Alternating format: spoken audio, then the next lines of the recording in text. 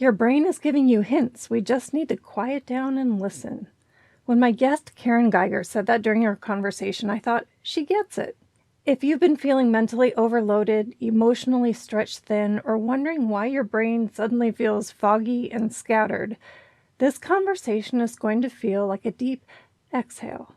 Today we're talking about writing for mental clarity and how writing can help reduce cognitive overload.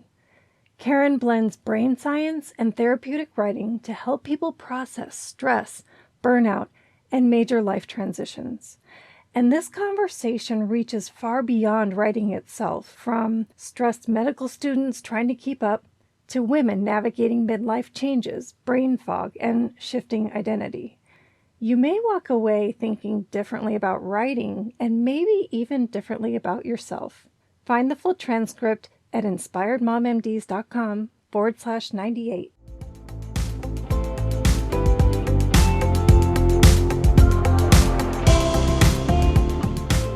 Hello and welcome. You're listening to the Inspired Mom MDs podcast. I'm your host, Dr. Cindy Van Prague. I help physician moms take back control of their time and energy so they can prioritize what matters most and thrive at work and at home. In each episode, I bring you honest conversations, inspiring stories, and practical strategies, including interviews with incredible women who are redefining success on their own terms. Let's listen in. Hello, and welcome back to Inspired Mom MD's podcast.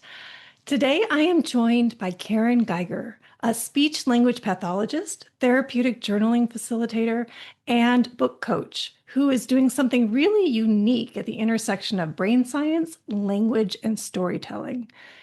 Karen's work explores how the words we use don't just reflect how we think, they actually shape our cognitive load, our resilience, and our ability to move through high-stress periods of life. Yay! She blends speech-language pathology, cognitive neuroscience, and structured writing techniques to help people navigate transitions like burnout and grief, and even the identity shifts that come with perimenopause and menopause. She's also a speaker on the research behind journaling for brain fog and mental clarity, and she's created programs supporting both physicians and medical students, especially at a time when resilience and empathy are slowly declining. First, I want to welcome you to the show. I'm so excited that we can talk today. Thank you so much. And thank you for having me. I am really excited to talk to your audience. Oh, yeah. They are going to learn so much. I'm really excited about these topics that I briefly skimmed over. Now let's dive into them a Sounds little like deeper. a lot. It does, but no, we'll make it really clear. Okay. So first, let's just start with your story for a little background. You have training in speech language pathology. How did that evolve into journaling and narrative work? Sure. Well, my first love was always language and writing.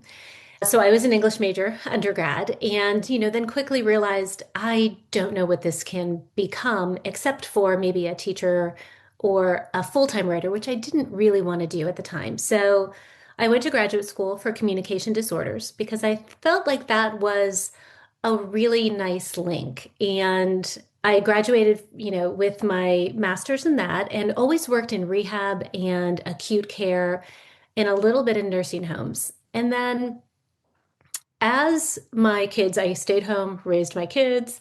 As they started to leave the nest, it was a little bit of, now what am I going to do? I wanted to return to that creative spark that I had. And I had always delved a little bit into writing, just for me, nothing for anybody else's eyes. And I'm one of those people I want to see what's going on behind the scenes.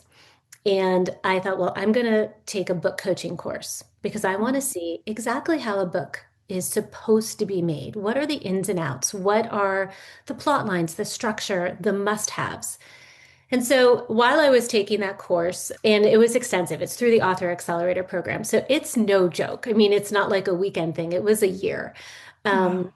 And at that same time, my girlfriend started the Erie Cancer Wellness Center. And it is a center for individuals who are dealing with or have loved ones who are dealing with cancer.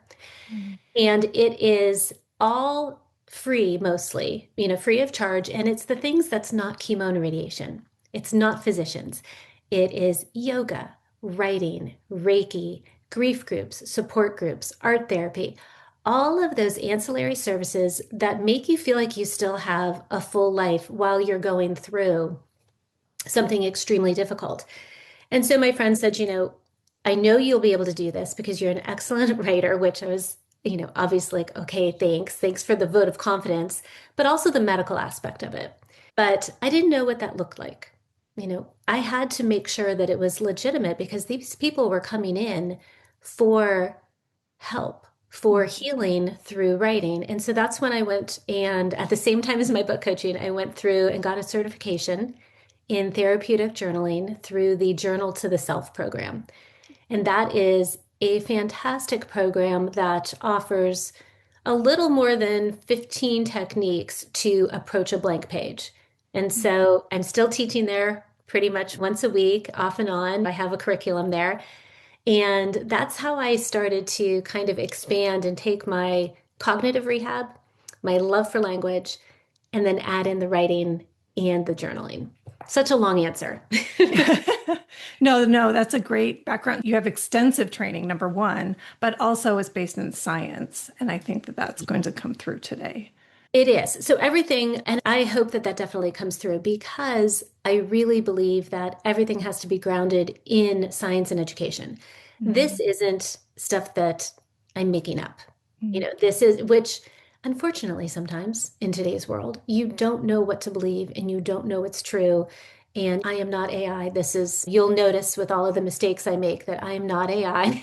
And this is grounded in really great scientific literature. So it's all backed up.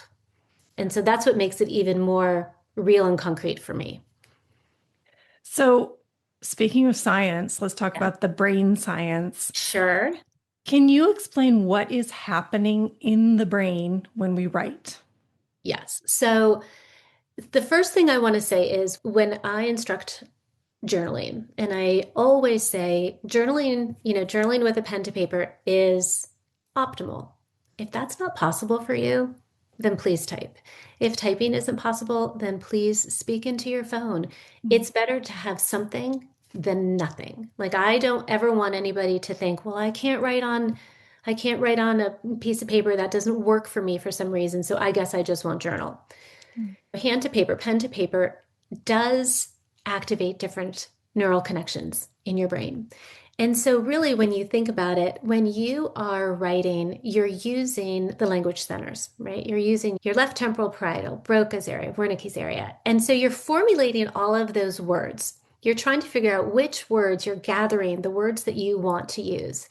Then we're organizing those. So that's a different part of the brain. We're organizing, we're sequencing them. We are putting them in the like priority, what do we want to do first? And then we're translating all of that in fine motor skill to our hand. And so we are just activating so many different areas of the brain just by writing. In fact, there is research that shows that when students want to remember something, when they write the notes or when they recap even anything that is on pen to paper, that they are more likely to remember it, which is really a shame because pretty much everything is done on iPads and computers, and they don't really write that often. So you bring up a couple good points. So first, yes, when I was in med school, I wrote out my big cheat sheets, pen to Right. paper or pencil to paper. But Mhm. also, I'm thinking about what you said a few minutes ago, that you are not AI, and a lot of people offload all of these things and processes that are happening in our brain to AI, and it's not happening. It's like dumping off this work onto AI. But at the same time, something you said to me the other day is really interesting, that you said structured writing reduces cognitive load. So Yeah. you can offload to AI to reduce your cognitive load, but also writing can reduce cognitive load. Can you explain that portion of it to me? Sure. And I think, with the AI, I'm not 100% against it. I mean, I Mm, will tell you, I love Perplexity. I mean, that is such a great tool for finding the science and finding actual resources. But when we give our authority and our agency to a computer and we say, hey, write this for me or organize this for me, we are actually kind of telling our brain, oh, you're not able to do that. You don't have the capability, and we're also not working our brains. We're just letting, we're just kind of, I don't want to say lazy because that's not the right word, but we're just allowing ourselves to hand that over. So with the cognitive load, we have, I believe it's between 50 and 70,000 thoughts a day. And how 90% of them are the same thoughts that we had yesterday. We Mm. are on this perpetual, habitual loop of thoughts. And the cognitive offloading is probably my favorite technique because it's super easy and it's what I start every med school class with. And it was interesting when I first started teaching there, and I'll tell you what this is, but the students are overwhelmed. This is the first time they've sat in a medical school in their chairs with, their desks and the computers, and they've already studied 3 hours of anatomy or biochemistry or whatever it was in the morning. And then I come along and they're like, oh my God, they just want to go home and study. And the very first thing I say is put everything away. Put your computer away, put your phone away. We're going to do some cognitive offloading. And I lead them in a very, very short meditation of locating, identifying, and noticing what comes up in their brain. What's going on? What are you thinking about? And then having them in no order. This isn't prose, this isn't pretty, just dump it out. We can call it a brain dump. I like cognitive offloading because it's really just that we're taking all of our extensive thoughts, all of the things that are swirling around and spiraling and things we might be perseverating on, like, I don't want to be here. I don't want to be here, and putting it on the page. And then we get to look at it and we get to decide if it's true, if it's important, if we can cross things off, or we just get to look at it and go, yeah, that's a lot. That is a lot of information. And I don't have to think about that right now. That's out of my head. It's tangible, it's concrete, it is visible. Mm. And so that allows them to give me maybe 40 minutes of, I don't have to worry about that. And it also helps because maybe by the second or third day, when they are truly frazzled with, oh my gosh, I am not going to be able to remember all of the, muscle innervations, whatever they happen to be on. I tell them, what was your lecture about this morning? Think of everything that the professor said and write it out. And it surprises them. It surprises them with how much they paid attention or maybe how much they didn't. Mm. And so again, it's out of their head, but it's also a form of recall.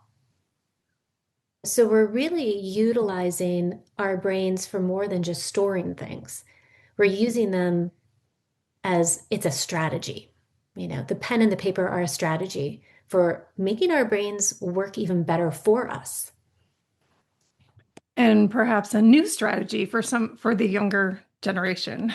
Yes. And I will say by the second day, they saw me coming and they just packed up all their stuff and they were sitting there like just waiting. I think they were Wow. already anxious for a little bit of downtime, some of them. Anyway, I chose to look at the ones who were ready.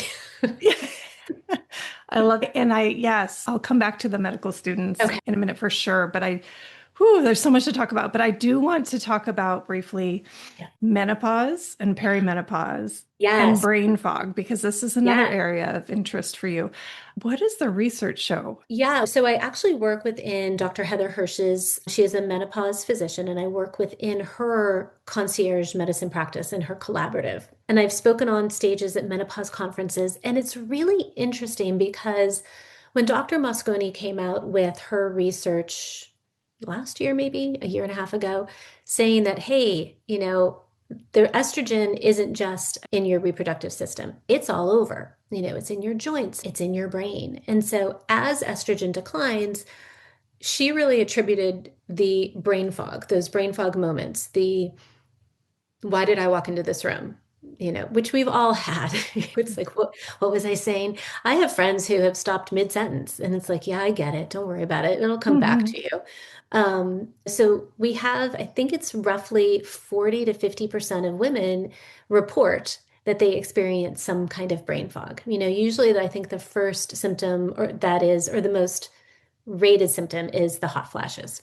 Mm. And then we have the brain fog and memory loss and word retrieval issues. And a lot of women, it's interesting, a lot of women are like, I think I have ADHD. And they could, but it could also just be that loss of estrogen. And I think that it's a little bit of a narrative, it's a little bit of an identity crisis because it's kind of like sandwiched just right with, maybe we are changing careers. Maybe we're ending a career. Maybe if you had kids, they're leaving.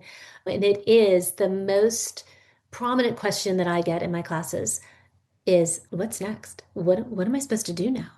Like it is like, well, my life is changing, my identity is changing because of that. And now what the heck is happening to my body? And Mm. it's uncomfortable. And so we don't recognize a lot of things. We don't recognize that who we once were and we were very fluent and we could talk and maybe you were giving presentations at work and it's like all of a sudden you're like I have no idea what I'm doing. I'm not organized. Words are like I'm at a loss for words literally. And so the journaling that I teach is really strategic. And so it is structure and it is intentional. And with the therapeutic journaling techniques that I couple those with the cognitive rehab. And the techniques target different areas of the brain. Sometimes there's a little bit of an artistic technique or tool, and then a lot of them are really focusing on the prefrontal cortex, which is that organizing, prioritizing, categorizing, problem solving, focusing, paying attention to task, being able to initiate a task, which a lot of times menopause tends to kind of put like a wet blanket on that. And so the tools that we use, the prompts that I use, are specifically designed to target those areas. And it's kind of like lifting weights. I like to call journaling the weighted vest for the brain. We're using it. Mm. We don't want to use it, it's kind of like use it or lose it. And so we need to keep using it.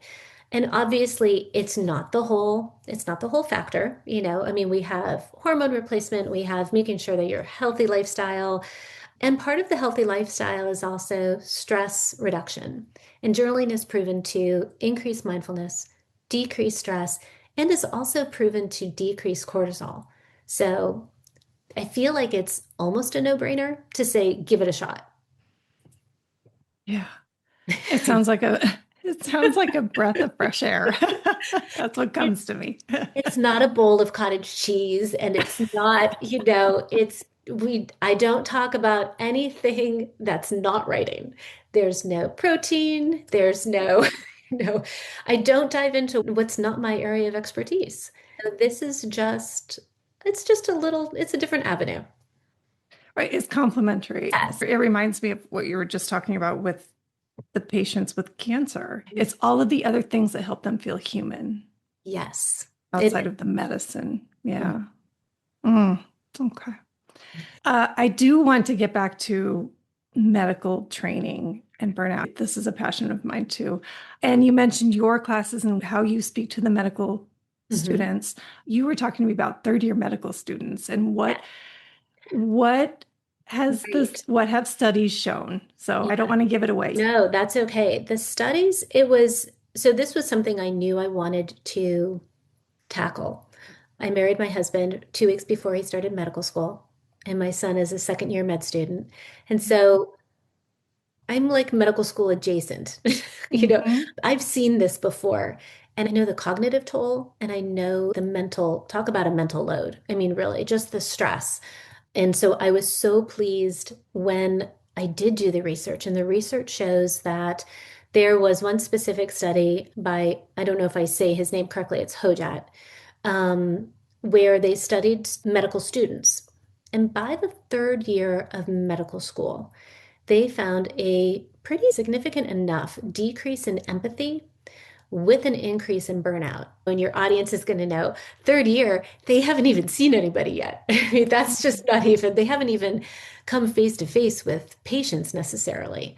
Um, you know, I don't know if the study was beginning of third year or end of third year. I always assumed it was the beginning. Um, so I just feel like if we can give these physicians to be a few tools that can help them move through medical school with just an ounce of resilience, a little bit more, you know. And when you journal, there are some techniques. There are things like captured moments and dialogue and unsent letters. And those are tools that I teach. And what it really allows them to do is to get into the mindset and change the perspective so that maybe they're looking at the scene differently. And that's what you need, in my opinion, right? From a physician, you need them to be able to see the perspective from somebody else's viewpoint, the patient, the patient's family. That is what lends itself to empathy. So I don't know if they, I teach it. I hope that they at least put it in their pocket and maybe use it when they think that it's necessary. Or maybe they'll think when they're in a rotation somewhere, like, oh, yeah, wait, what was that lady saying? What am I supposed to do again? Because the more we can give a story, the more we recognize somebody else's story, and the more we can see ourselves in somebody else's story, then we can change how we act and react to that. 100%. Yes. Yeah. And you have created a program. Is that right? Yeah. Yeah, tell us about I that. did. So I teach at Lake Erie College of Osteopathic Medicine, which is a Okay. very large osteopathic program, but I do teach up in Northwest PA. And I teach the art and science of medicine, and it's mindful writing for resilience and burnout. And it's very specific. It's not, I think what's interesting is this isn't hard. I'm not asking them to do anything really crazy. Mhm. Um, it's not nearly as difficult as, it's not even close to as difficult as what they're actually studying, but all of the tools that I choose to teach them can be used for improving their empathy, improving their grit a little bit, but also as study tools. So if they are studying muscular structure or something like that, and they can't remember something, write a captured moment is like a vignette. So write a vignette Okay. about it and give Yeah. all of those muscles they're all characters, and hey, this one does this and this one does this, and write it out in a way that is creative and different, and make it outlandish if you need to, because I'll bet you remember it, Hmm. you know. So you're creating a story around that, but also I'm sure you're recruiting other parts of their brain to Yes. work together with the Yeah, logical parts that are trying to memorize. exactly. Yeah. Yeah. Yeah. I'm, Right, I left, mean, prefrontal cortex, all of it. It's just everything, left just light temporal. it up. Yeah, exactly. I would, Yeah. yeah, really. We need to do have some things, whether is that an EEG that would show that maybe? Yeah, everything's Yeah, firing. Yeah. yeah, everything's firing. Let's And work together. so the important thing is too, when you think of memories that really stick with you, they're usually stories and they usually have an Mhm. emotion attached.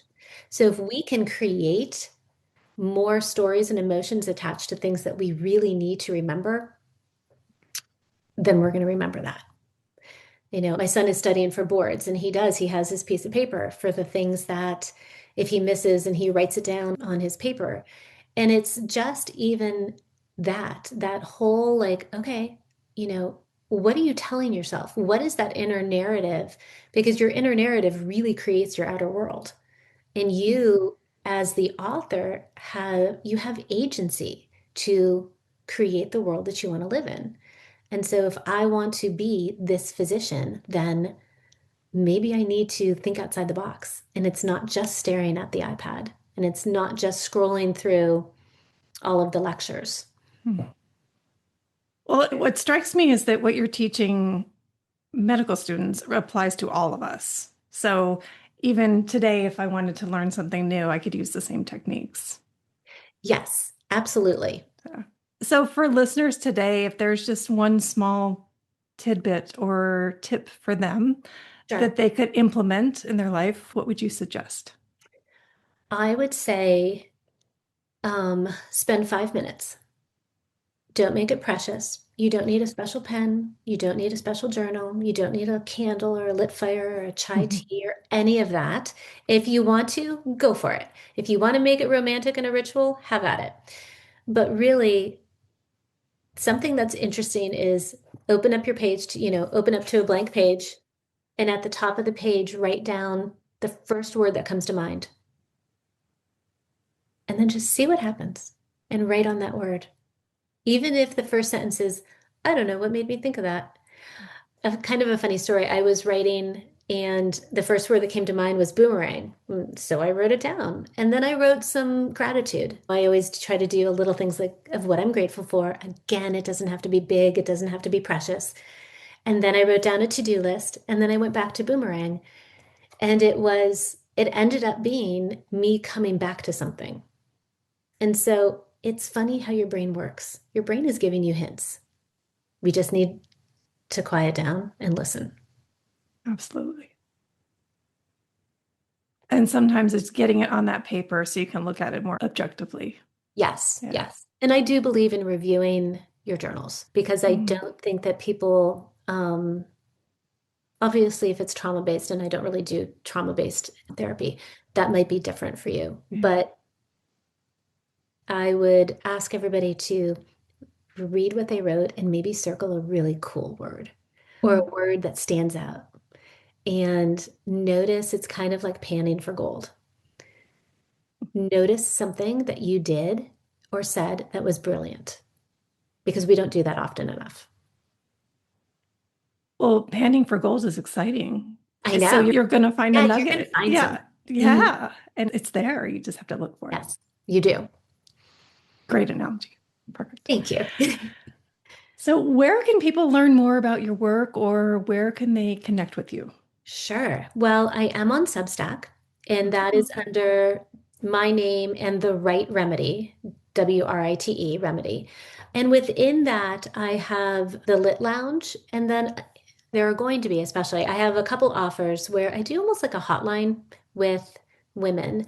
It's more high achieving women, women who are just really busy, but they need to talk things through. Like they are not quite sure where to go, what to do, that whole what's next. And so I have the Lit Hotline, and that is us talking a couple times a month and me giving you journal prompts and us writing, like writing together. So it's me kind of leading you on the page. And then I'm also a book coach, and I love talking to people about their books, nonfiction and fiction. It sounds super strange and I don't want to be cringy, but I can sometimes see the story before they can. Like I can see the thread and what you need to weave through it. And it just makes me really excited to have people's dreams come true. Like, 'cause I talk to so many women who are like, I've always wanted to write a book. I'm like, yeah, let's do it. Like, why not? And that is always my question when women say, well, what's next? And I'm like, well, what do you think it could be? And they say something that they think is, out of their realm of possibility. And I go, why not? I kind of coined a term called storypenia, and I equate it to osteopenia, where, osteopenia and osteoporosis, and it signifies bone density loss and frailty and weakness and shrinking. But when we lose our stories in midlife, and we lose our narrative and we don't believe in what's possible for us, we have frailty and weakness and shrinking. And so we need to build our stories again, whether that's internally or physically on the page. Let that sink in and rewind and listen to that again. So I will listen to that again. Excellent words of wisdom. Thank you. Really appreciate your being here today and giving us just a peek into your life. Thank you so much again for having me. This has been just a wonderful morning, and I appreciate it so much. Thank you for tuning in today to Inspired Mom MDs. If this episode resonates with you, please share with a friend who may benefit too. And I humbly ask you to please leave a review so other Dr. Moms can find me too.